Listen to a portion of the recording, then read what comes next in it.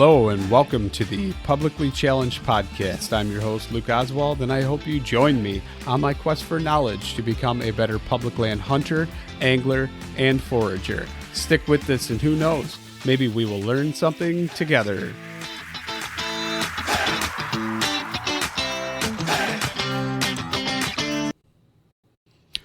All right, real quick before we get started on the show, I'm just going to talk about Treeline Academy.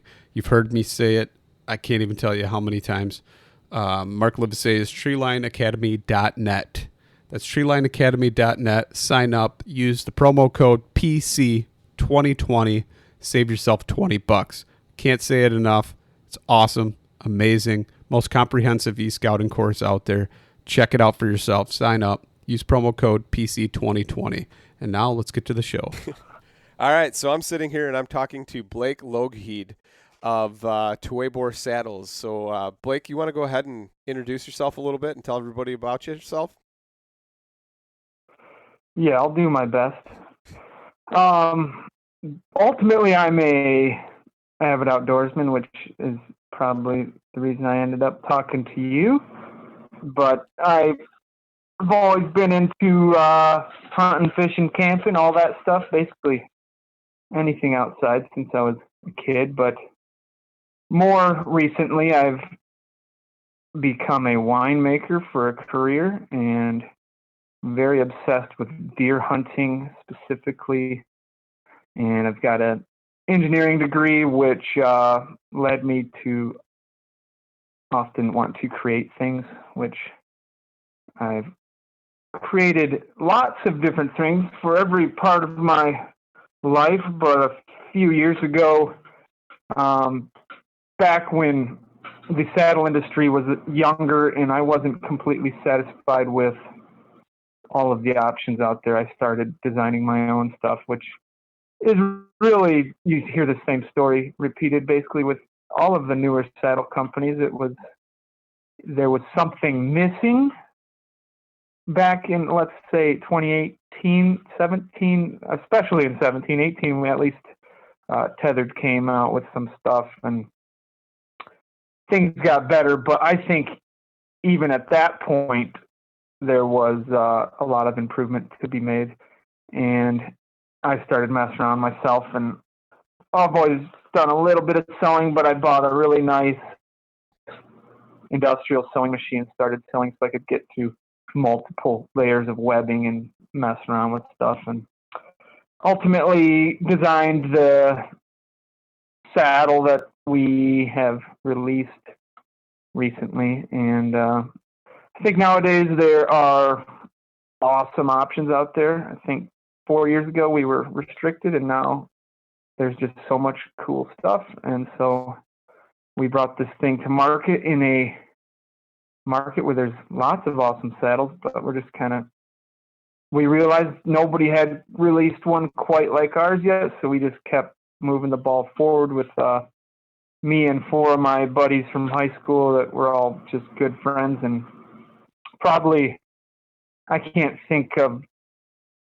more than like 5 to 10 friends from high school that are as into hunting as we are. And granted, it's 16 years since we were in high school, but we're all still really good friends. And my buddies were all getting into saddle hunting. And so as I began creating these prototypes, I was making them test them out. And we kind of, as a team, kind of tweaked all my different ideas. And eventually we decided to try and bring it to market and found a manufacturer that could produce a saddle for us. But that's the basic start of our endeavors in the hunting industry. But me personally, I live in northern Michigan, and I make wine for a living. And when I'm not doing that, I am either on my boat or scouting or hanging out in the vast amount of public land we have up here. And I got a wife and a kid who I drag along. Often they volunteer to come, but the 1-year-old in a backpack scouting for a couple hours sometimes he gets a little bored with it, but I've got some fun memories of changing diapers on the forest floor this past summer scouting, and I'm hoping to raise him to have no choice but to enjoy the same stuff that we do. Yeah, absolutely. And I know that you're into foraging and things. I've also been into that, especially morel mushroom hunting in the spring. It's good. I see your basket hanging up there. Yeah. I'm guessing that's your mushroom basket hanging up there. Oh, one of my many mushroom baskets. When you find as many as I do, you need lots of different baskets. No, that's not necessarily true. As I'm sure you agree, it's every year is different in the mushroom woods. It varies, but sometimes I got more than I know what to do with, and then others I don't. Absolutely. I have found, though, that sometimes you need to look in the places you wouldn't normally look. You know, it's almost a guessing game to figure out. Like last year we had a real bad frost, a real hard frost that stuck around for like 2 days, and it kind of killed off the growth that was there on the morels that were popping in some of the timber. So I went back out and kind of checked some more open areas that were getting more sunlight, and lo and behold, there was actual nice size morels popping up there, and everybody was still looking in the timber because that's where they were starting to pop up. And then they kind of had like a second growth season in the open areas, so it was kind of nice. I went and really cleaned up while everybody else, I could see people walking around in the woods looking for them while I was stealthily running along, cutting them off and pulling them out of the ground and throwing them in a game bag.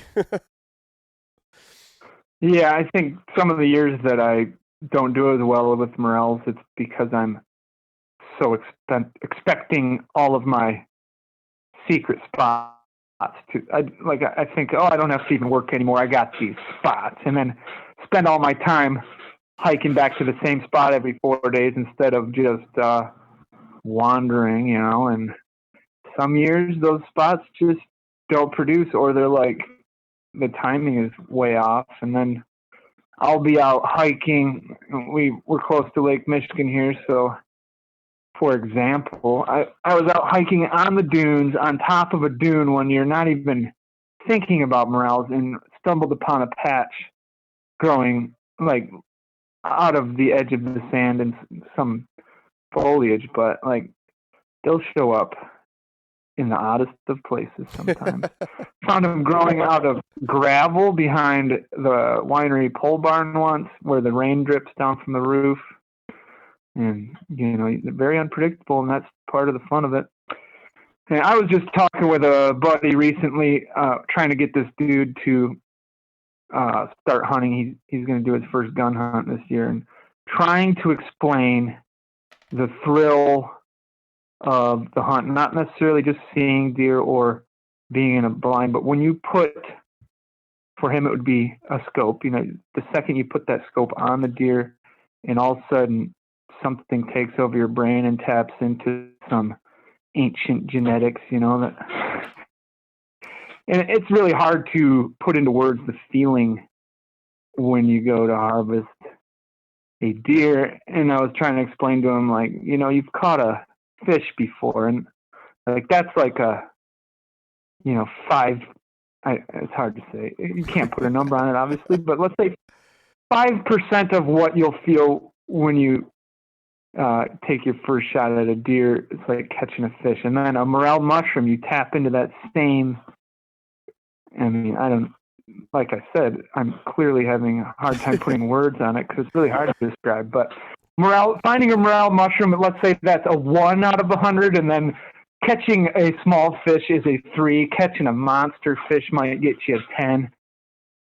And then a deer just does that number, is much larger number on it.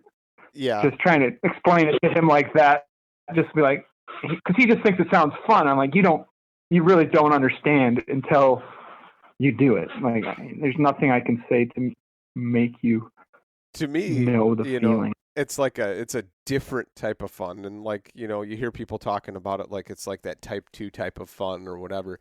But Like when I'm going on some of my stuff and I got the canoe and I'm getting up at like 3:30 in the morning to drive, an hour and a half somewhere, or sometimes even 3 in the morning because I'm not camping out there or whatever. Like it sucks, and you're doing it over and over again. Like this year I did it to chase a buck that I still haven't gotten yet. But at the same time, after it happens, and the reward of knowing that I honed in on that animal and I killed him if I do kill him, like when that whole culmination and everything comes together, there is going to be a rush of emotion and a connection. There's already a connection to that animal because I'm chasing that animal now. It's honed in and it's singled out, and that's the one I'm wanting. Now, granted, a couple more weeks from now, I may get a little tired from that and choose to take maybe one of the ones that I've passed or something else or whatever. But either way, knowing that you put that work and that effort into it, the reward at the end, the sense of satisfaction and gratification that you've justified all your hard work with the culmination of the meat and sometimes the trophy and everything else, and those memories that are made, and realizing that you struggled but it only made you stronger. All of that gives you a new sense of purpose and really fulfills everything that like you've imagined in your head, but then it's greater, it's bigger. You realize that there's a bigger purpose than just you until you can fill that new role. Something like that. And to add to that, for me as a winemaker, I often get not much time to hunt during the best time to hunt during the rut, or I prefer pre-rut, but that's often when I'm the busiest. So I end up hunting December in Michigan all the way up to January 1st. And I really love hunting January 1st. It's a wonderful day. But every day you spend hunting without success kind of increases the stakes a little bit more. And you're building, like, I've done this 15 times and I have nothing to show for it. And then the pressure builds. And then when it finally, all the cards fall into place, the reward is that much better. And I will say, back to the New Year's thing, that 2 years ago I was having a slow season. I think that was the year I shot buck on opening day, October 1st, which was great. Felt really weird to just go behind the winery, climbing in a preset stand and get a deer without really trying. It wasn't as rewarding. And then you hunt, like I hunted all the way through every moment I had possible until January 1st, the last day of the season here in Michigan. I'm going out. And if you think about that, I killed a deer on October 1st. We're talking 3 months of hunting without success for whatever reason, which somehow that's just how it goes. But there was a lot of pressure. Even though I had a deer in the freezer, I felt more desperate than ever to get another one. And then it came down to the last 20 minutes of the season, and I shot 2 does in the last 20 minutes. And like, that was one of the most rewarding hunts of my life. More so than the biggest buck I've ever shot.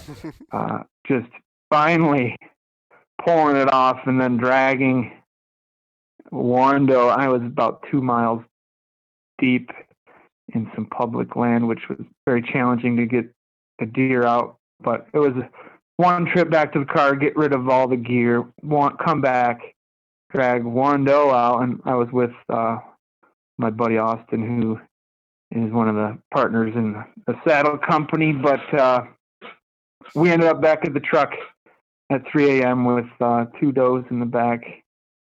And it was kind of like euphoric, just such a great relief. And I'll never forget that hunt. I'm sure someday I will top it, but a lot of people might not think hunting does is that exciting, which I'm sure most people listening to this are perfectly happy shooting a doe, and it's amazing fun. But when you were built the pressure up for 3 months of hunting, that first doe felt like I just shot a 20-point buck. The amount of joy and relief. Yeah. If that makes any sense. It does. No, I actually, I spent my public land tag. I actually drew a tag. It took me 4 years to draw it, and it was day one of getting out there, and I'd already been out to that property twice, and it was not prime conditions. It was flooded out compared to what it normally is. I couldn't get in any of my favorite spots, and I'm sitting there thinking about all this and going, man, I'd like to be chasing that buck on that other chunk of property that I know he's there. And it just things kept popping in my head like that, to where when I'm sitting there and next thing I know, here comes out 2 does. Boom, I blasted one with my shotgun and I was done. My public land tag that I had, that I put in and waited 4 years for, I spent it on a doe. And you know what? I don't care. That's on me, and I'm happy with it. So now I can chase stuff with my bow again, and that's kind of where I wanted to be anyway. It was shot out of the Tuebor saddle, so the hemlock had the kill on it, and that was fun. But now it's back to hanging the bow on that bow hanger I've been playing with. That, if you don't care, we could talk about a little bit. I've been playing with that prototype that you sent me, which is pretty cool. Yeah. I like it because a lot of times I try not to use a headlamp even when I'm in the woods, and with the button design on it, it's super simple. I can feel it in my hand, loop it over, and then put the XL bow hanger on it and the smaller one. And the smaller one, I hang my bino harness, and then it's got the pack hanger on it, which is pretty cool because I like my pack at about my knee level, which is nice. So yeah, and for people to sort of visualize what you're talking about, it's basically a 1-inch webbing strap that I do a lot of 3D printing as part of my obsession with creating things. But I 3D print basically a 2-inch button. Just picture like a button from a pea coat, like a large button that happens to be fitted to have webbing connect to it.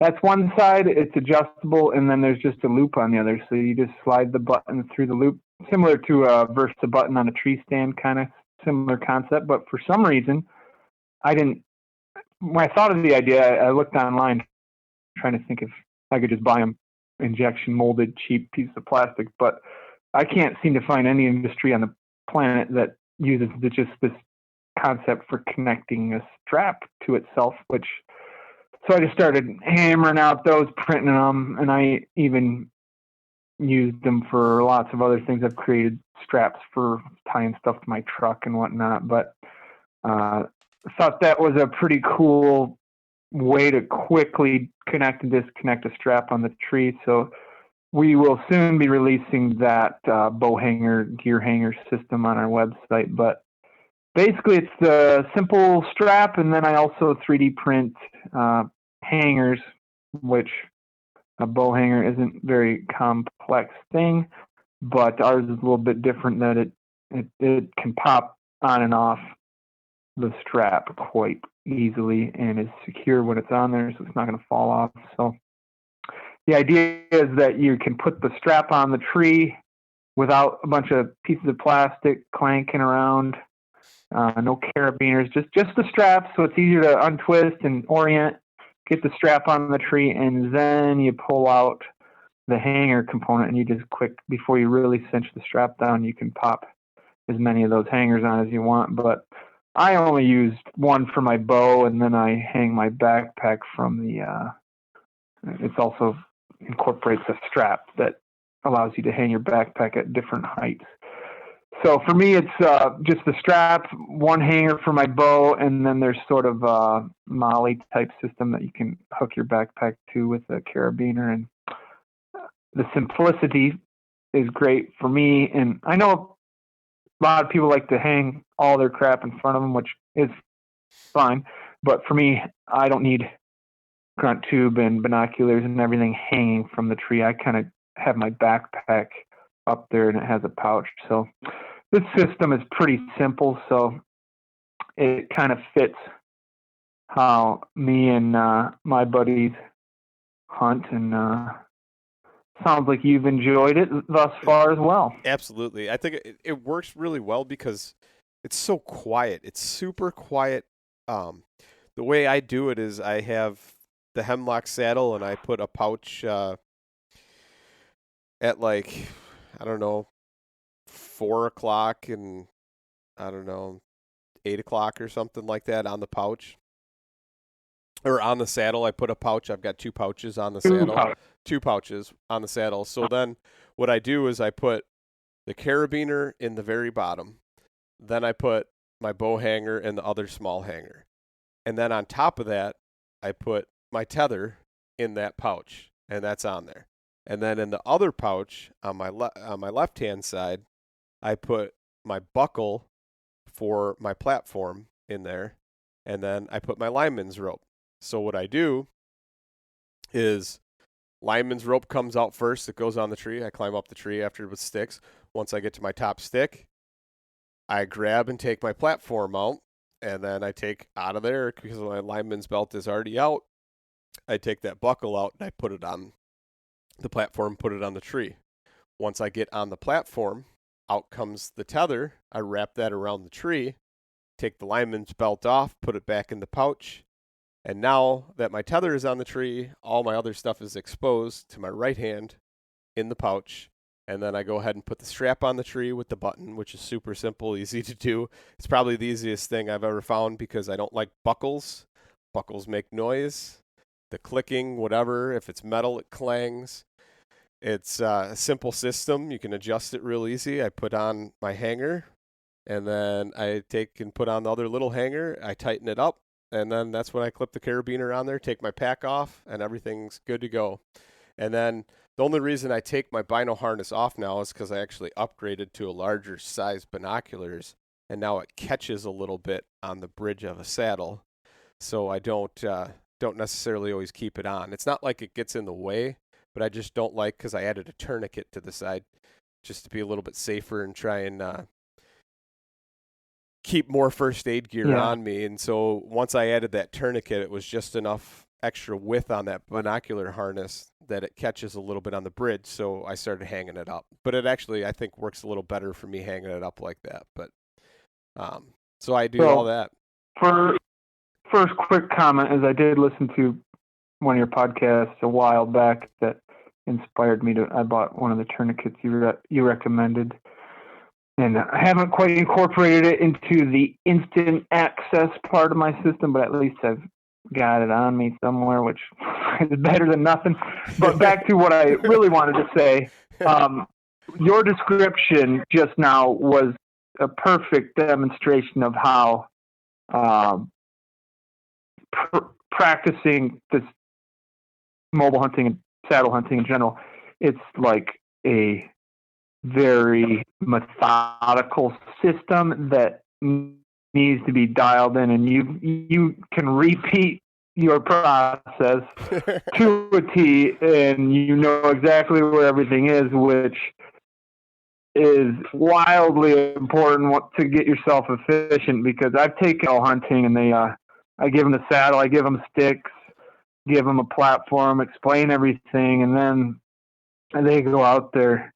And afterwards, they're like, damn, that was fun, but holy cow, it took me an hour and a half. And I'm like, yeah, you forgot. Like, I didn't think to give them clips to hang the sticks from the saddle. I think I covered most stuff, but 2 different guys, just first time out, there's that struggle.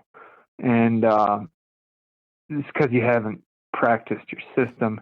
And granted, you can buy a saddle and ropes and go out hunting the next day, and people claim you should spend a month shooting out of this thing. But I thought that was true when I got my first saddle. But for me, I climbed up in the tree in my yard, and I was just shooting bullseyes, and I had zero transition. I didn't need. I mean, obviously it's good to practice, but it didn't change how I shot. And I believe part of that is that I do use the peep sight, and the peep sight's going to really correct any form variability in the saddle. So if you're not using a peep, you jump in the saddle and your body's kind of contorted in a different position. It could probably throw off your shot a little bit, but I think you can really jump into a saddle faster than a lot of people say. And granted, practice is better, but you practice.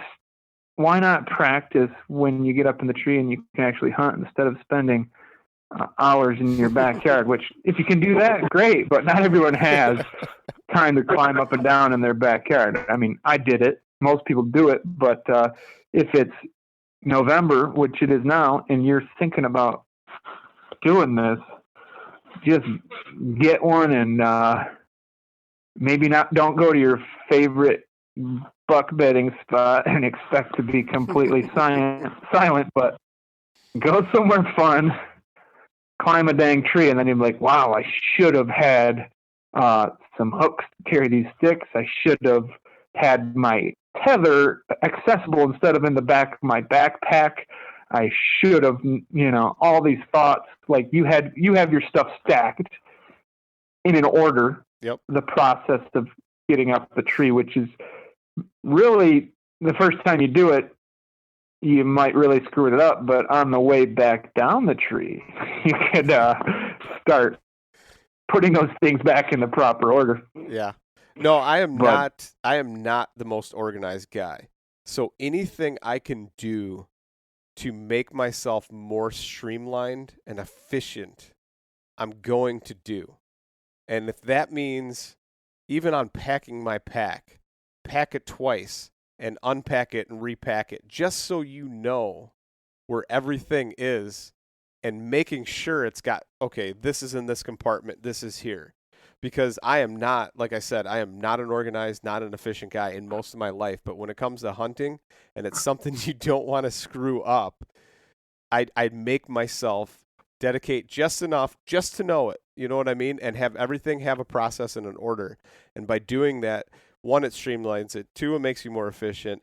And it also makes you to where you get that repetition. And the repetition eventually becomes muscle memory, and you just do it on autopilot. And especially when it's 4:30 in the morning or 5 in the morning and you're getting ready to climb up a tree and not using a headlamp or whatever, you want it to be as streamlined and as efficient as possible. So it definitely comes into play there. And that's an integral part. That's why I have the two pouches on the saddle, and everything is stacked in a process and an order.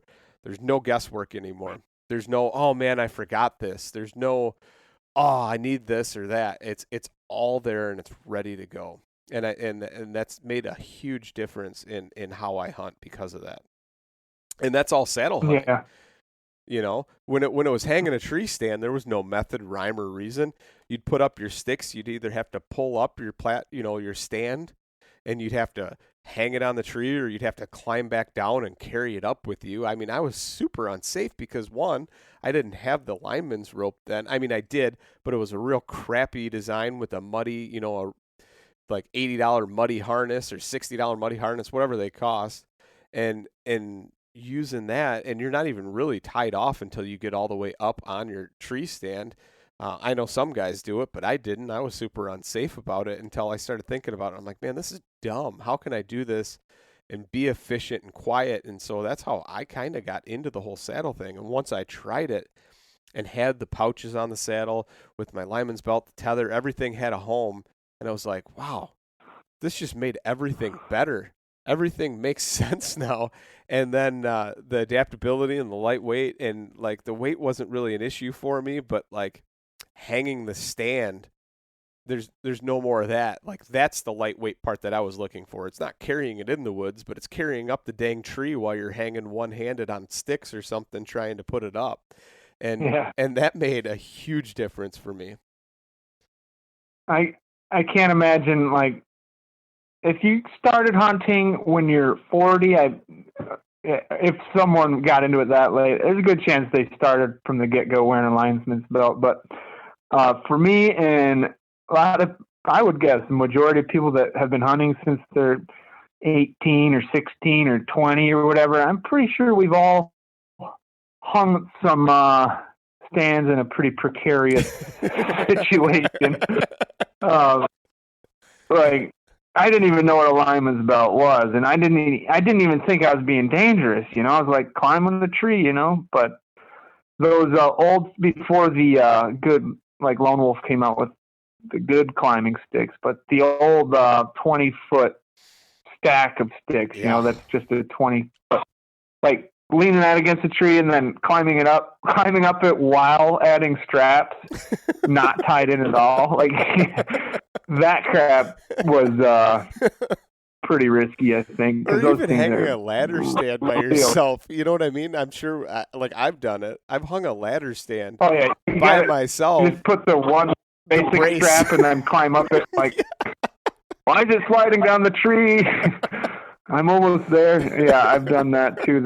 The whole stand is like flexing, and once you get to the top, because it's not even strapped to the tree yet. It's so dumb. I mean, if you think about it. But yeah, dumb. I gotta.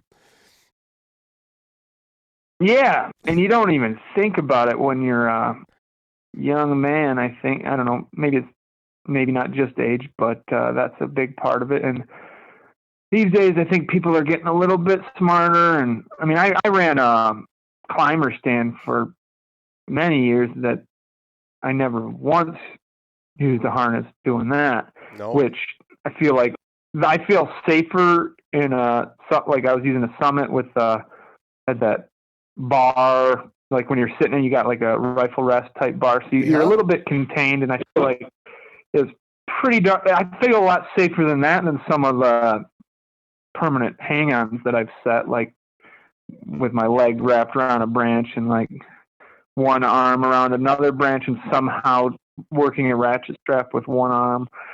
But I think a climber stand's safer than that, but I've still had a couple moments where, one part of the stand slips or the bottom drops like 3 feet and you're like sitting or hanging out. Kind of got to lower yourself down, get the weight back on it, and then it's solid. But it didn't really even cross my mind back then that maybe this is kind of dumb. Yeah. But now, after I started doing the saddle thing, it's a no-brainer, and it just makes you so much more efficient. It's not even just safety, but the speed and efficiency of getting the job done and the comfort, like leaning into a saddle.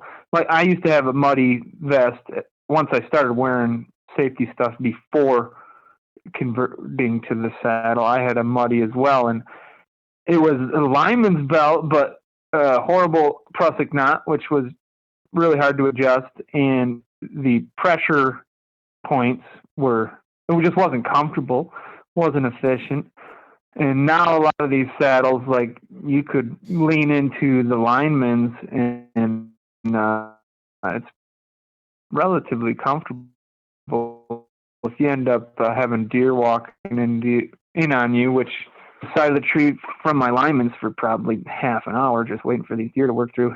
And it was after dark, so I wasn't even trying to get my bow in my hand, but I was just trying not to spook them. So I ended up spending quite a bit of time just dangling in with our saddle, at least, and things like the Phantom from Tethered for sure. The linemen's are connected to a loop that kind of distributes the weight from 2 different points. So some of the saddles kind of just have a loop right along the waist belt. So when you lean into it, all the pressure is on your waist, which isn't bad, but a handful of the saddles these days have a fair bit of comfort, even just in the linemen's when you're leaning into it. So that is a nice little perk to incentivize safety to some extent. Absolutely. What's funny is I was talking to my buddy about how him and I never used to tie off on anything, and he had a Lone Wolf hand climber. I bought one because I tried his, but I hunted out of his like 2 or 3 times without any type of tie off whatsoever. And I mean, that thing is wide open. I mean, that's just like, I look back at it and go, wow, that was stupid. At the time, like you said, I didn't think anything of it. Then once I bought my own, I was like, I should probably get some type of safety harness. But I only tied off once I got up to the top. But then once I got a saddle, I started fully being tied off, and I'm like, wow, this is safe. And then after I'd hunted out of it for 2.5 seasons, I was telling him, I'm like, man, I'll never switch back because I just like how I'm tied off 100% of the time all the way up. And I said, you need to start tying off. And he told me, he goes, it was about 3 days after you told me that I should start tying off. And, because he wears a harness, but he would only tie off once he got to the top of the tree, where he was hunting. And he never hunted out of a saddle. And I started telling him about the saddle. And he was like, yeah, okay, I'll try it out. And he said he was working on his roof, and he didn't realize that a dew had set on the roof because it was nighttime, and he was finishing up a few trim pieces on the roof. And he went and stepped, and he said he hit that dew and slid all the way off his roof. Luckily, he landed in a good spot. And he said after that, he goes, you know what? I can't believe it, but, listening to what you were saying, and then that happened, he goes, you're absolutely right. So we went out and ordered up a saddle and got some ropes. That's funny. It took falling off the roof. It took him a fall. And thank God he didn't get hurt, but it took him a fall to realize that. And so then he went out and he's like, okay, obviously, he's like, I've got a wife and kids at home too. And not to mention, I do this all the time in a tree. Eventually, one of these times it's going to catch up with me and it's going to be bad. So he went and did it, and he's like, yeah, it is a great thing he's like, I see where the safety aspect comes in on that, because, you're forced to just automatically tie off and do it right then and there when you go up the tree, and it's done. So he was kind of telling me from the safety aspect, he's kind of learned that it was a good thing to do. And but the other thing that I switched to a saddle wasn't just a safety. For me, it was, I would have to go to a chiropractor and get adjusted like 5 to 10 times, depending on how bad it was, from sitting all day in a tree stand. And I couldn't do it multiple days in a row because my lower back would hurt too bad. Just leaning up against that tree, not having any lower back support, anything like that. So saddle hunting helped me, but once I sat in your saddle, and we went and I sat in it at the saddle tune-up event that Genesis 3D Printing had, and right away the first thing I said was, wow, I like the adjustability of this thing. As soon as I put it on, you could tell that you could take the back edge of that panel and raise it up to where it was over your hips and have that lower back support and being able to adjust that. And that was pretty cool to be able to do that. And even though it wasn't fully fitted, I was like, yep, this is a saddle I'm going to hunt out of. I know it. And it was like a couple days after the show, I called you up and said, hey, man, I want to order one of your saddles, and ordered it up. But what kind of drove you guys in that direction to have that much adjustability? Was it just trying out a bunch of different saddles and going, okay, this doesn't work for me, this isn't adjustable enough? Because I think a lot of saddles, they're not really adjustable enough. It's just, even though yours is one panel, and I wouldn't even call it a panel really, it's like straps, and you're basically using the straps, and there's just the material in between. But what kind of drove you guys in that direction? Yeah, well, first I want to point out that, to my knowledge, it's the only saddle in the market now that actually has a functioning support section that is physically above your safety belt. So you can keep your belt on your hips where it belongs, and then you've got a section of support that goes, really, for me, when I'm sitting, it ends up riding up to roughly like where my ribs end, roughly is where it sits on my back. But every other saddle on the market, either they end right at your hips, or now there's the 2-panel system that you can get quite a bit of back support, but those all still, the top of the top panel is the belt. So in order to get back support, that means you're moving your safety belt up your back as well. So it was just, that's not the end of the world, but when I hunted out of a 2-panel with a lot of coats on in December, it was a little cumbersome when I wanted to move it up my back, and I physically had to unclip my safety belt, move the panel up, and then wrap it back around me. And then your safety belt's sitting like, in the middle of your back instead of where it should be down by your hips. So that's one thing that there's a certain level of safety that comes from keeping your safety belt on your hips where it shouldn't be. Instead of, if you took a fall and all your weight, or not all, none of your weight's ever going to be in one spot on a fall like that, but that safety belt's kind of what holds you in there, and I like the idea of keeping it secured on my hips. So that's just one cool feature to the saddle, that between that and the fact that the bridge is fully integrated into the saddle, that's the two main things that kind of completely separate our saddle from everything else on the market.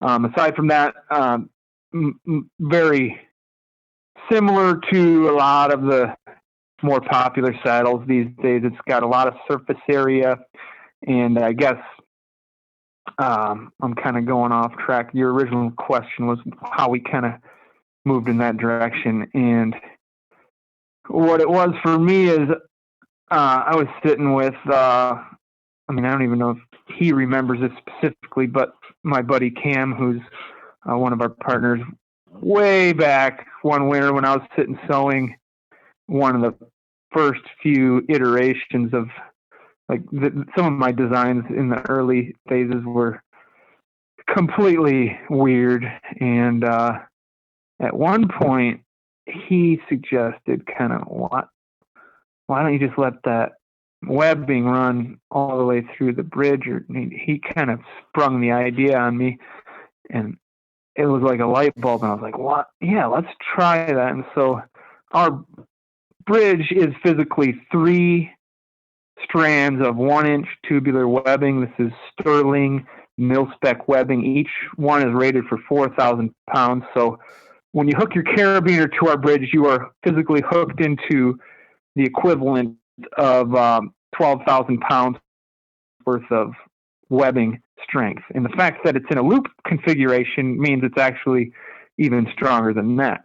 If it was just, you had some weight hanging from a string, that 4,000 pounds would be only worth 4,000 pounds, but you run a loop, you almost double the strength of that webbing. So it's probably the strongest bridge on the market because really it's 3 separate bridges sewn together.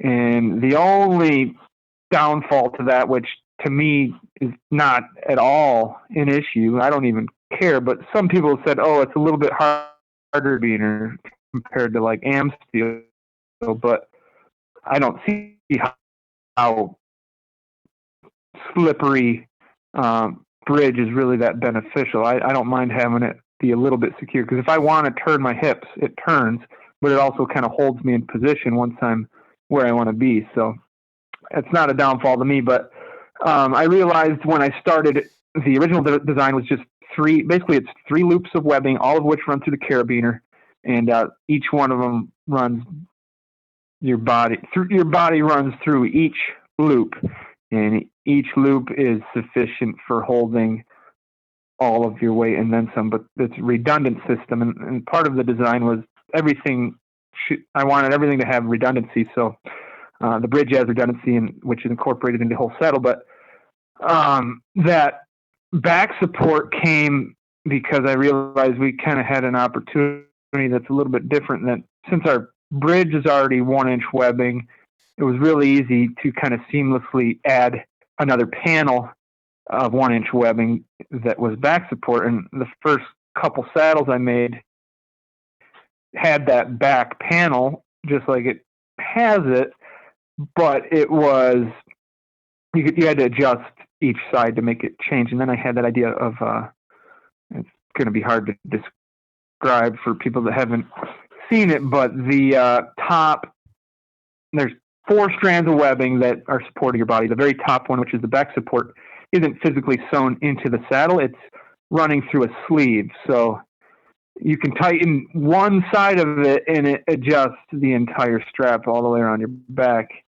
And that was a pretty cool feature, but it also helps with walking in. I don't know if you've utilized this, but if you pull the bridge up around above your belly button, and then you cinch that top strap all the way down. It sucks in all the slack, and it's sort of like the same way people like to, who have adjustable Amstel bridge, they like to kind of shorten the bridge all the way down when they're walking around, so it's kind of out of the way. You can still do that, even though we have a section of bridge that you can't change the length of. You can change the length on the backside of the saddle and shorten all of that top strap, and it kind of sucks everything in. Have you done that yet? I actually for when you're haven't walking in and when you're tightened. climbing? So what I did to take the bridge is I actually just tucked the bridge in the waist belt. But I never thought about trying to tighten that up. I'll have to try that. I definitely didn't do Just that.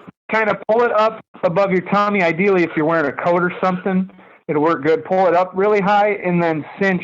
Just keep pulling all the way down on that adjustment on the top strap, and it'll carry all of the slack, and it'll pull all of your bridge to the left side of the saddle, and it'll completely pull it out of your way. So if I walk with the saddle, it's always like that, and I keep it like that while I'm climbing so it doesn't get snagged on sticks or whatever.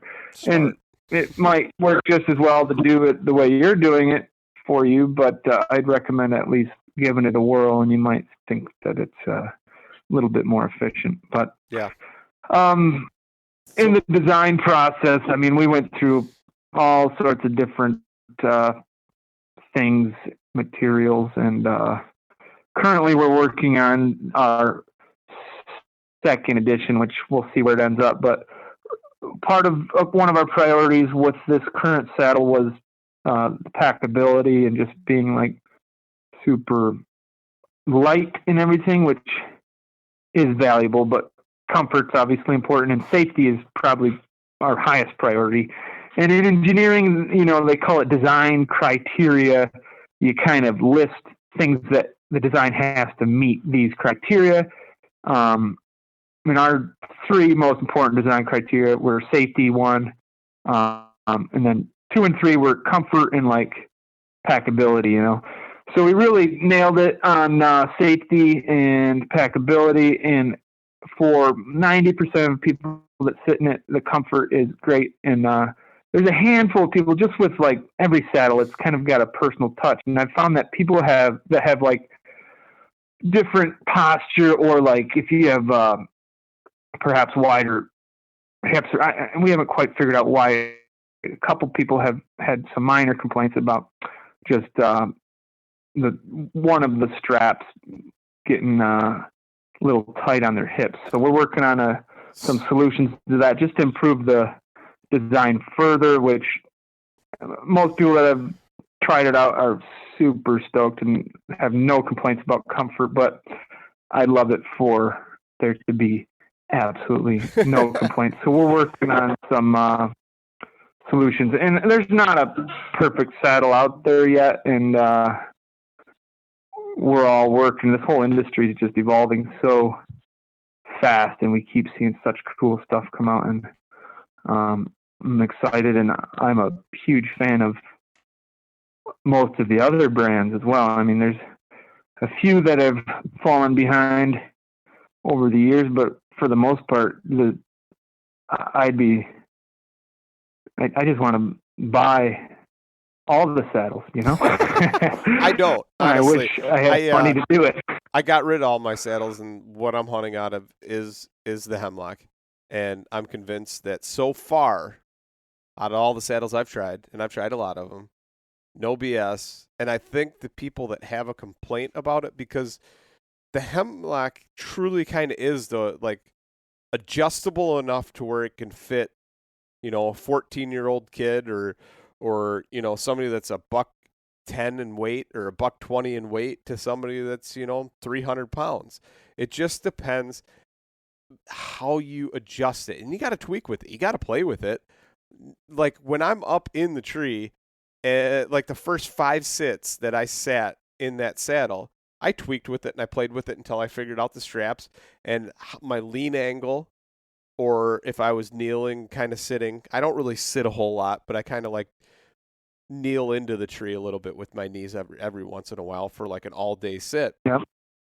But your tether height and how you adjust the saddle. And the cool part about the Hemlock is it has so much adjustability.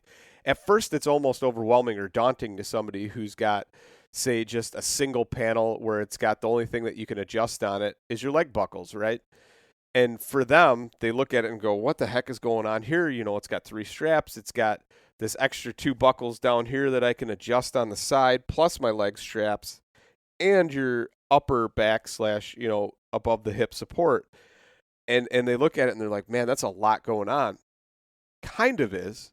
But at the same time, if you figure it out and you use it properly, everybody can get comfortable. I think everybody can get comfortable in it, because if you're a sitter, you can pull that bottom straps, the 2 bottom straps, and adjust it to where it almost folds into a seat for you and keeps you folded in a seat position. Or you can loosen it up, and like me, I almost have those completely released on the bottom, and then I just kind of have my back to where it's just minimal tension on my back support, and that gives me enough lower back support where I've done, I think 4 or 5, I think I've done 5 all-day sits in the saddle, and that's the first saddle that I've ever done that I never had any hip squeeze or anything like that, and it doesn't even have an adjustable bridge. But being able to do all those other adjustments and just figure out your tether height is where I think most people get hung up. They put their tether in one spot and won't ever jack with it, or they don't want to play with all the other buckles. And like one of the things that I learned, like with my other saddle, and yes, I had it tethered. I had the original Mantis at first, and that one had a terrible amount of hip squeeze no matter what I did.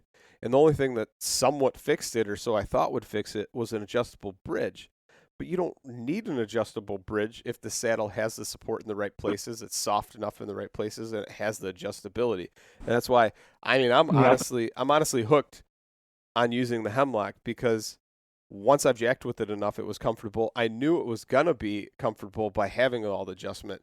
And like one of the things I saw at that saddle tune-up event was people who didn't have any saddle experience, and like one of the guys I was standing there talking to, that Christian was standing there, and he put it on and got in it. He was kind of afraid of it and didn't want to swing around the post or anything like that and do it. And once I put it on, I was bouncing all over the place in it, and I still didn't have it fully adjusted. But looking at the adjustment, the amount of adjustment it had, I went, wow, okay, I can really tailor this to whatever my needs are. So maybe somebody really doesn't like it, or maybe they just didn't give it a chance enough to actually adjust it. But if anybody actually listens to this and they've played around with a bunch of different saddles or something like that, give it a try, because you'll be pleasantly surprised once you tweak it to your needs. But it's all about tweaking gear. Yeah. I just got a new set of Timber Ninja sticks in the mail today. Been waiting forever. And then Jason finally texted me and said, hey man, your sticks been boxed up. They're on their way. And I was like, oh. And you were, what'd you come from? What sticks? I've been riding with previous. A couple different things, but I've been rolling with the Hawks, because those were like the most tried and true consistent that I had. They get the job done, but you're about to. But yeah, but the first thing I did is pull them out and start playing with them, and they put a piece of shrink wrap on the metal crimp, because I got the retractable aiders in them, and the retractable aider has a piece of heat shrink tubing on it, but it wasn't quite quiet enough for me. It would still clang inside of there. So first thing I did is I pulled it out and wrapped it with a bunch of Tessa tape, put it back in, quieted that end of it, but it was still making a little bit of noise inside the tiny piece of aluminum that they have, so you don't crush the carbon fiber when the bolt goes through to the step and the standoff on the other side. So then what did I do? I marked it with the marker, and that 1-inch piece, Tessa taped that. And after I Tessa taped that, it was quiet. And I was like, okay. But the first thing I did was play. So Tessa tape is like the same. What kind of tape are you saying? Tessa. So Tessa tape is like I think that's like the industry brand name of the stuff that they wrap all the wire looms in vehicles with. So if the wires are bouncing around inside the car, you don't hear them in the wire loom. It's kind of like that fuzzy tape. black tape. So if you ever taken out a dash panel in a vehicle and see the wire loom wrapped in that black tape that's kind of felt fuzz-like, that's what it is. See, I do hockey tape, but that sounds a little bit bit better. The hockey tape is like a fabric, right? Like a cloth. This is like a cloth that has like a microfiber finish on the top side of it. So it's just a little bit more sound dampening than the hockey tape would be. Yeah. It's that like little bit extra. And you can get it on Amazon or whatever for, I don't know, it's a couple bucks a roll. It's not bad. It's totally worth it. Stealth strips are good, but I think in that application it doesn't really work because you want something that's about the width of electrical tape to be able to go and do it around there. And it works pretty good. So, yeah. So did you get those things on a tree yet?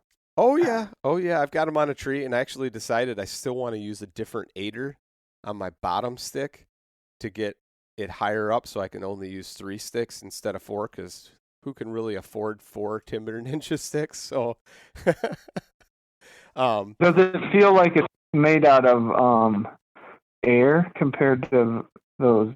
They're super light. Hawks or what? Yeah, they're super light. It's incredible how light it is. Let's put it this way: it's so light that you could take the stand off and push it up against the tree, and it sticks. And you can be literally hands-free while you're trying to. And I use the Amsteel attachment from Amsteel, the Amsteel guy, Sam. I use the USA attachment, the ultimate stick attachment method. I love that thing. And I actually use that, so I switched them over from my Hawks to that, and I can take my hands and put them around the tree without even leaning up against the stick or anything and hook it up because it sticks to the tree. It's so light. So that's pretty cool. Around there and then... Yeah. So I got to play with them a little bit and get that system dialed in. But I was definitely looking into those sticks, but did not pull the trigger mainly on price. And I've got my system pretty dialed in. I would say that I'm not going to claim to be like an expert, awesome hunter. I mean, I get 2 to 3 deer every year, and I don't kill monster bucks every year, but I'm definitely a excellent saddle hunter. I am dialed in. Like, I do this stuff, like you said, I don't even pull the headlamp out of my bag when I climb down. Worry about that when I'm at the base of the tree. I've been up and down so many times.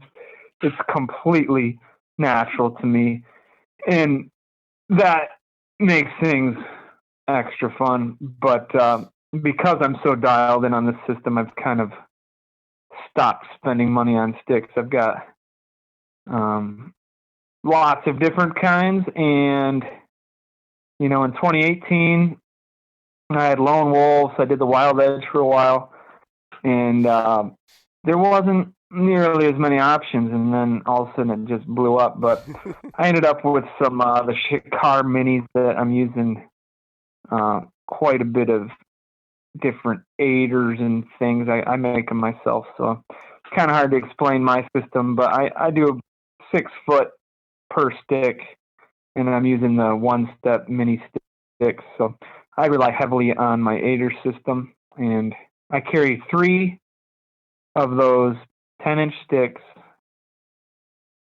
They only got 1 step on them, and I get 6 feet out of every stick, and then I get, however many feet I need to get to my platform. So I could easily do 22 feet with only carrying 3 pounds of sticks.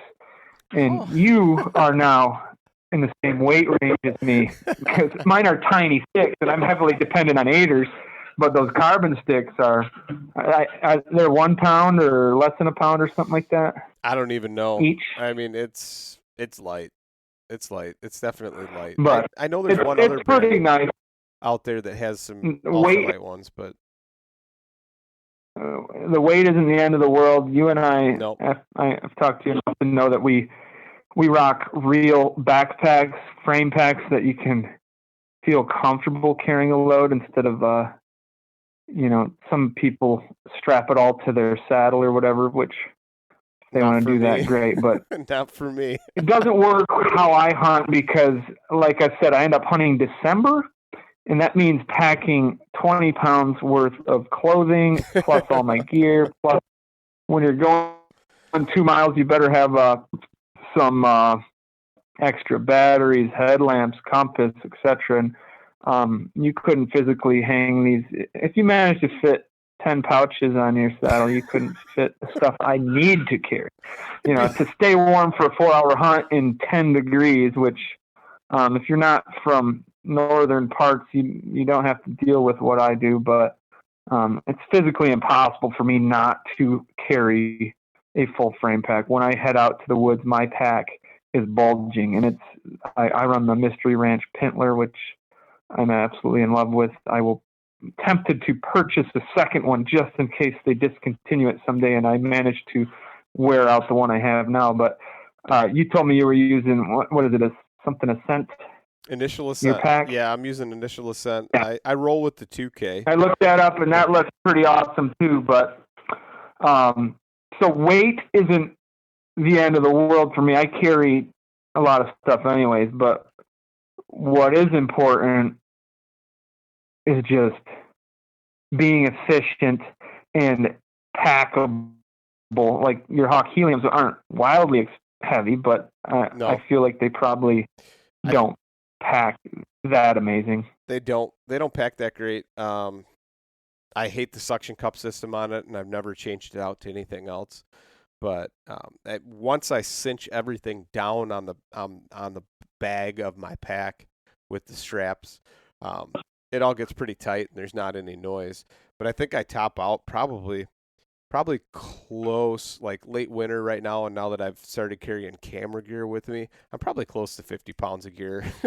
Like, it's not light with all my stuff on there. By the time you put all your heavy layers and your bibs and everything else inside the pack, like, it's probably close to 50 pounds.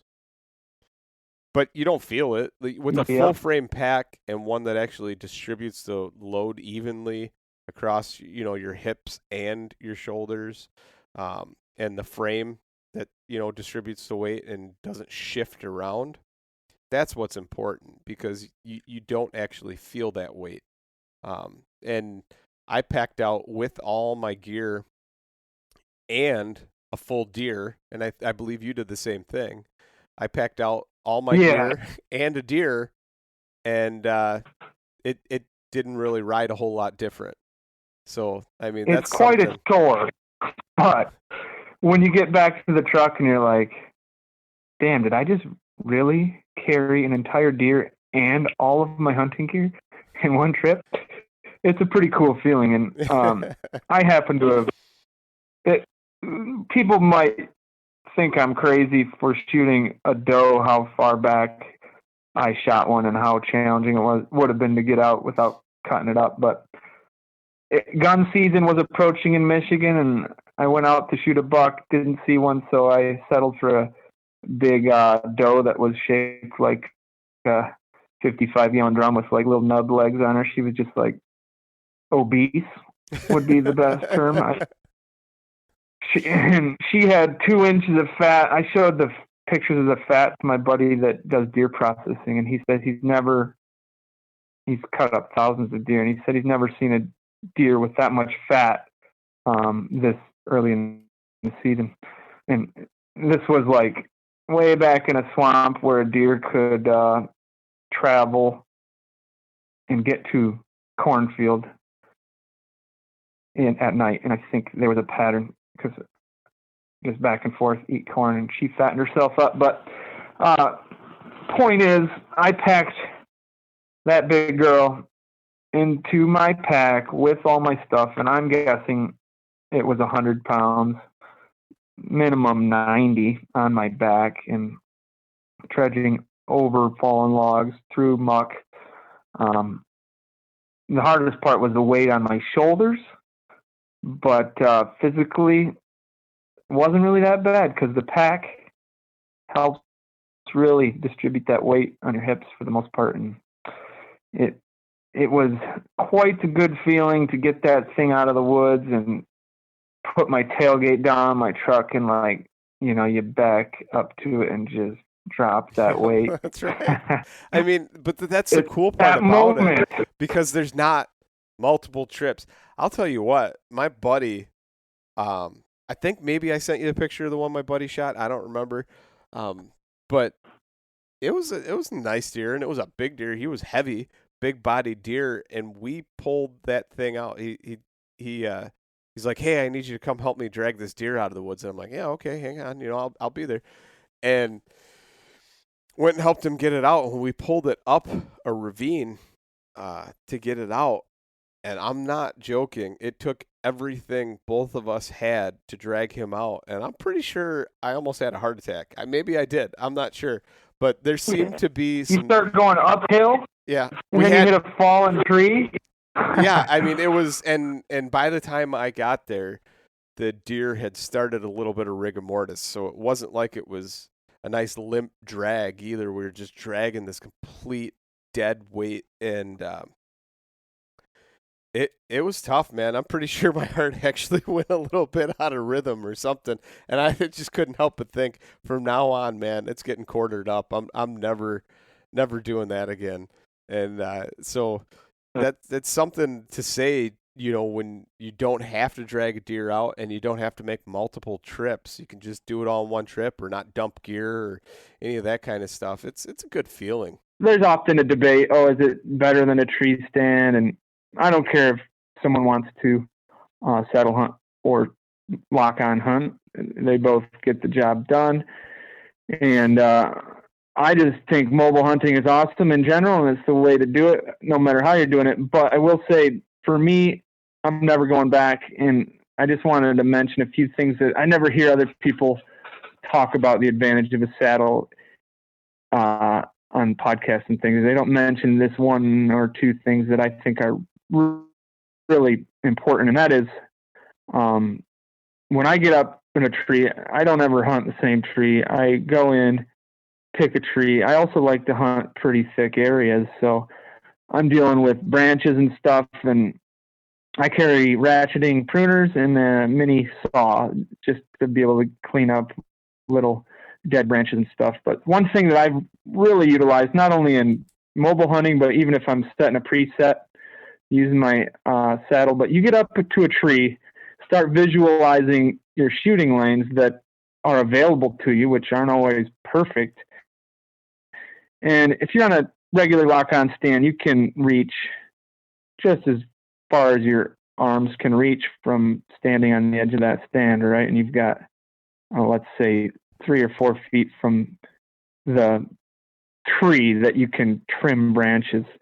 But what I've been doing, I've pulled off some miraculous trimming. Like, you let your tether all the way out, put your feet on the end of a platform, and you can literally extend your entire length of your body. I've been almost completely vertical, pushing myself off a platform. So the platform's like a foot off the tree. I'm 6 foot plus my arms. So all of a sudden I'm reaching over to grab a branch that is literally 7 or 8 feet from the tree, drag it back, trim a couple pieces off it that I need to, and then I swing over. And I don't know if you end up doing this much, but the ability to kind of monkey swing yourself and hang way out and trim little things here and there can make or break a spot. You might have a deer come in that you're like, man, I wish I had been able to move that branch. That's one and thing. Sometimes if it's a big branch, that's one thing I haven't done. No, I was saying that's one thing that I haven't done. There's a whole lot. You can't really do any trimming on most of the stuff I go to, so I just try and find a tree where I got some shot lanes and go with it. What I'll do. Yeah, and I don't bring a chainsaw, but little twigs and things. Yeah. Are. But like, I will say that sometimes I try and put myself in branches, and I'll have to adjust my platform and go just a little bit higher or a little bit lower to kind of tuck around to where I can get my bow in between some limbs, especially like early season. I find out that, sometimes you get set up and you start looking at stuff and realize you need to move or adjust a couple feet. Yeah, and slightly related to what I was just talking about, but your ability to like change your tether length, and when you lean out, it changes where your body is. This is one other thing. I'm just touching on these things. They're not like wildly important, but they're like these minor benefits from a saddle that don't exist in hang on. But if you're in a hang on and a deer comes in and it just happens to be a branch blocking it, you can squat down if it's right and get a shot off. You squat a foot and all of a sudden the vitals are visible. But I've had multiple instances where I've got a deer standing or hanging out in an area that just can't get a shot at the vitals, and you let a foot out of your tether, all of a sudden you're hanging out lower, you crouch your knees, and you have this ability to physically swing your body left, right, up, down, and you can change the point that you're shooting from. Like maybe they're standing directly behind a tree, and if you're not standing on a lock-on, you can move 1 foot in each direction perhaps, but with a saddle, if you need to, you can literally swing your body 3 feet in one direction, and all of a sudden you have a shot at a part of the deer that otherwise would be physically impossible. And I've had that work out to my benefit a handful of times. And granted, this is not super common and it's not making or breaking most hunting, but it's just something that I think of sometimes that nobody else is really mentioning as one of the small perks of saddle hunting. And I think most people understand all of the other benefits, so no need to rehash those, but just wanted to mention those that before. Is a good point. I mean, I've adjusted I've adjusted my tether to where I could get around the tree a little bit more or something like that. And you can't do that when your strap is on your back and you're in a, like a fall harness versus a saddle. Yeah. That is something that you don't hear people mention, but I've done it myself and it helps, and it's helped me take a deer too, for sure. That's a good point. So one thing I wanted to talk about, which is pretty cool, is this is the 100th episode, and so it's Tuebor saddles, and it's pretty cool because you guys have generously donated some stuff to give away for the 100th episode giveaway. You want to kind of talk about that a little bit? What's going on there? Yeah, I mean, there's not much complexity to it. We simply mailed you a saddle and a pouch that is going to one lucky winner. We're gonna let you do with it what you please, and hopefully just get it out to someone that is deserving. I'd love to see it end up in the hands of someone that hasn't tried saddle hunting yet, but if that isn't the case, either way, we're just happy to support you because we met, and I mean, I don't know you like super well, but for some reason, I met you at that event. I had no idea that you were a podcaster, but we were just chatting, and I felt like you were just a cool dude, and turns out you do a podcast, which is pretty cool. And then I went and started listening to your podcast, and I was quite impressed with how professional you do these things and cover all of the same topics that I enjoy in life. So I've really been hoping to promote you and your podcast more to any way I can, but it helps that you're a big fan of our saddle, but that's not necessarily the reason why I'm here today, and it's not the reason why we sent you a saddle. It's just you got a cool podcast, and I'd love it to see more people figure out that you're recording these informative things that kind of a little bit different style than a lot of other ones out there. So well, thank you. I truly why don't you tell me how you plan on giving it away, because I actually didn't even ask. So we're going to do, I believe it's going to be like an Instagram giveaway, and we might even do a little bit of something for the Facebook listeners as well. So anybody listening, stay tuned to this. I believe what's going to happen is it's going to be after the 100th episode releases, it's going to be a celebration of the 100th episode. And it's kind of like Oprah Winfrey, but you're not going to have to pay taxes on a bunch of super expensive stuff. But it's publicly challenged favorite things. And one of my favorite things happens to be the saddle. So I reached out to you guys, and you were generous enough to donate a saddle. And so here we are with the 100th episode. And it's cool to get you on here and start talking about your saddle, and hopefully get more people to realize it's out there. And it truly is, honestly, I wouldn't promote any products, and I never have on this podcast, if it wasn't something that I've used and honestly believed in was a great product. And that is one of them. It meets that criteria. And the other thing that's really cool is it's made here, right? It's made right in Michigan. It's made in the United States. And that's something that is also important to me, because with all these manufacturing delays and everything else going on in the world, it's great to support, local U.S. businesses where your money is going here into the United States, not overseas somewhere. And not only that, but, so a company that you can reach out to, a company that you can talk to if you have questions. Somebody that's there and actually has their product and believes in their product, and not some company, not throwing anybody under the bus, but like Hawk, for instance, that just makes a bunch of cheap Chinese mostly stuff, and they flood the market with it, and it's all out there, and some of it's okay and it's decent, and I'm gonna say, I hunted off them sticks for however long, but the bottom line is if I had a problem or needed to talk to like the owner of the company or somebody that works within the company, you might not get that. And I like that. So when you can... Let me just briefly jump in there and say that on our website, we do have a phone number listed, and it's set up that you dial that number, and there's 5 of us. Just going to give a shout out: Noah, Cam, Austin, Steve, and I, that kind of started this company together. And when you dial that number, every one of our cell phones rings at the same time, and the first person to pick it up answers it.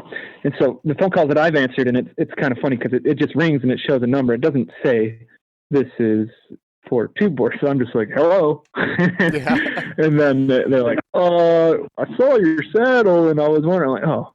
It's just kind of funny, but you can literally get a hold of an owner just by dialing that number.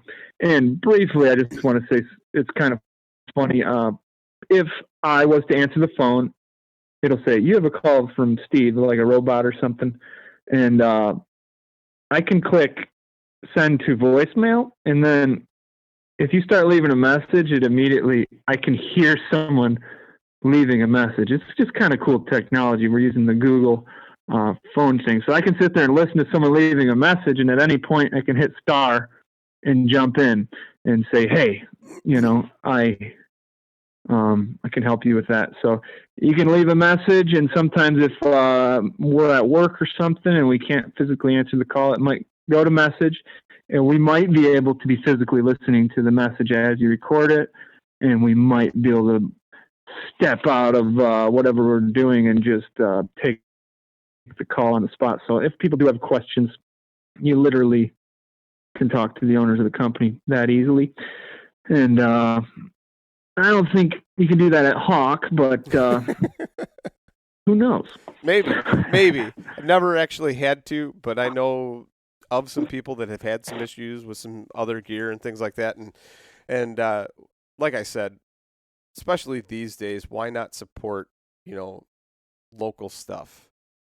You guys are, a scant 7-hour, 6-hour drive from me. So, who knows? Maybe one day if I need a repair or something, which I kind of doubt it because it's pretty robust, I could drive up and get that repair or whatever. But I think that's... Yeah, it'd be more fun if you drove up for a hunt sometime. Which we did talk about a little bit, and unfortunately it didn't work out, and I had an obsession with that island. Which I haven't really talked about a whole lot on this podcast yet, but it's one thing that it's going to happen. We're going to get up there, and I'm going to come up and hunt with you at some point. But I think that's a good stopping point right there. And once again thank all you guys at Tuebor Saddles for really donating such a generous thing to the listeners here. And before we go, though, can you kind of once again say where we can reach all you guys, where you can find your products, and find you guys on social media? Yeah, just tueborsaddles.com, and we've got the Facebook page, we got Instagram, and that's pretty basic. Those are the essentials, right? Yeah, I think so. One thing we need to do is get you on Instagram, I think. Needs to happen here. Me personally? Yeah. One of these days. It seems to be the preferred method of a lot of people in the hunting industry. But just briefly, we're just 5 middle-aged dudes who work regular jobs, and we're just passionate about hunting and thought we had something fun and unique to offer to people. So we're sort of relatively in the startup phases still. I think we have a lot to still offer to the industry over the next handful of years. And it's always been, we keep reiterating with each other that, because we kind of spent 2 years testing and messing around with design, and it was hard to watch all these saddle companies popping up like crazy and thinking we were missing the wave, but we kept telling ourselves, we're not just trying to make a buck just because saddle hunting is blowing up. This is a long-term goal of building this to be around for a while and offering cool stuff. So we're going to keep building our product line, but we're not super rich. We don't have investors, and we don't have the ability to have a bunch of stuff manufactured overseas or anything. We're just kind of working our way along, and doesn't mean the products are cheap or made in my mom's basement. We have a physical, professional, commercial manufacturer out of Grand Rapids producing the saddles for us. We have another machine shop in Grand Rapids that's manufacturing the G-hook buckles. We're sourcing the Sterling webbing, which is a household name if you're a saddle hunter. Sterling, everyone knows they make some of the best ropes in the country. They're out of Maine. The only thing that we outsourced was or sourced from outside the country was the Austra-Alpin buckle, but they're kind of the main leader in safety buckles in the country for climbing and stuff, and we just really like that product. So they're made in Austria, obviously. Well, maybe it's not obvious, but Austra-Alpin. Perhaps you've heard of them. A lot of the saddle companies use them.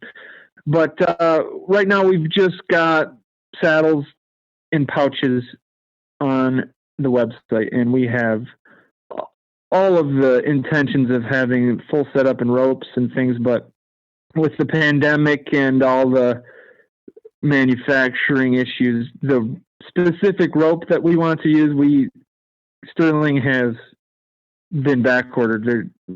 They're just having issues with supply, and we wanted to offer a rope that other people aren't selling it, and we found a really cool rope that we wanted to use, and we just can't get it yet. All we've done is been able to test a handful of their ropes that we purchased last year, and then we go to buy it in bulk, and we can't really get it at the moment. So currently we don't have ropes, but we're hoping to get that on the website very soon. But I mean, there's boatloads of awesome companies selling ropes on the internet, and I'll give a shout out to Eastern Woods Outdoors, who I'm sure many people have heard of them. They can fill any slot of gear that we can't, and otherwise all the other saddle companies have a lot of good options too. So soon we'll be releasing the bow hangers we discussed earlier, which are relatively innovative. There's nothing like them on the market yet, whether for better or worse. I like to think they're better, but you can decide once you see them on the website. Hopefully we can start working on more video and stuff like that. It's been hard with a bunch of busy guys trying to hunt. We haven't put enough material out there to really show videos of stuff, but that's something we're working on too. So within the next year, we'll have more products, more material, more information, potentially going to release a second version of the saddle that's different. It's not going to replace it. It's just going to be kind of like a heavier option in a way, a little bit beefier for added benefits that we can discuss once that comes to fruition. But I think that sums it up. Hopefully we've generated a little bit of interest today, and people can at least check us out. Whether or not you want to buy a saddle, just keep us in the back of your head, and don't forget that we're up here trying to make something cool for people to enjoy. And my main goal is to get more people in the woods, and mobile hunting is the most fun you can have hunting. So really what we should be doing is selling mobile hunting first, and then the saddle comes second. And you can buy any saddle on the market and be potentially, if you're like me, and it spurred a love for mobile hunting because it generated so much interest and fun in the whole sport, if you want to call it that.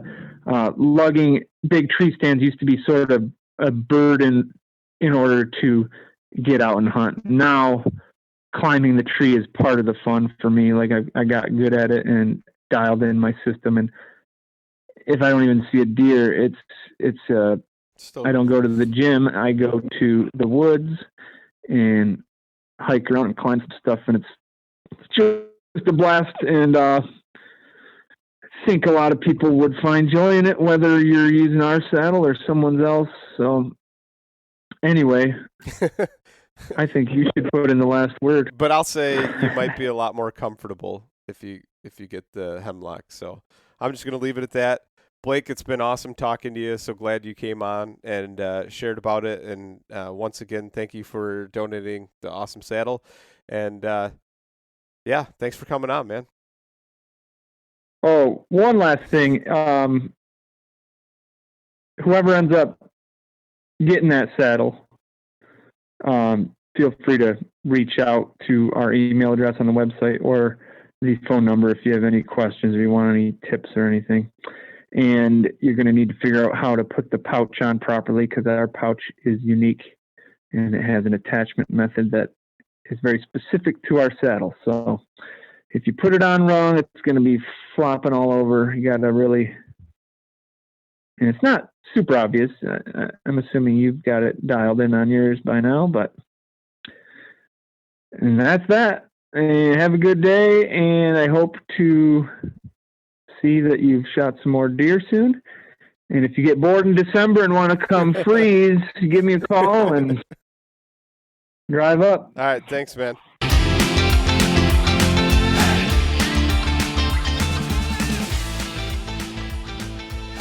And once again, thank you so much for listening to the Publicly Challenged podcast. I hope you enjoyed the show, and if you did, please subscribe on whatever platform it is you're listening to. Also, if you could leave a review, that would help us out. And you can check us out on Instagram or at publiclychallenged.com. And once again, thank you so much for listening to the show.